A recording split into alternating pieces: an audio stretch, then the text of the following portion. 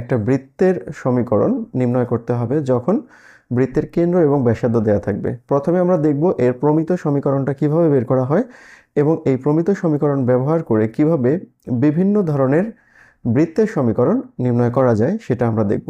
তো চলো, আমরা জানি যে নির্দিষ্ট বৃত্তের বা নির্দিষ্ট কেন্দ্র দেওয়া থাকলে এবং ব্যাসার্ধ দেওয়া থাকলে সেই বৃত্তের সূত্র হয়ে থাকে x - h whole square plus y - k whole square equal r square. এটা তো ফার্স্টলি আমরা এটা একটু প্রুফ করার চেষ্টা করি। তো প্রুফ আমরা করব, দেখো আমরা একটা প্রসঙ্গ কাঠামো এখানে অঙ্কন করে নিচ্ছি। এই প্রসঙ্গ কাঠামোর এটা এক্স অ্যাক্সিস, এটা ওয়াই অ্যাক্সিস। এই এক্স ওয়াই অক্ষের উপরে আমরা একটা পয়েন্ট বিবেচনা করলাম, ধরো এটা হচ্ছে সি এইচ কে। সি দ্বারা আমরা কেন্দ্র বুঝালাম এবং এইখানে একটা নির্দিষ্ট দূরত্বে এইখানে একটা আরেকটা বিন্দু আমরা বিবেচনা করছি, যেটাকে আমরা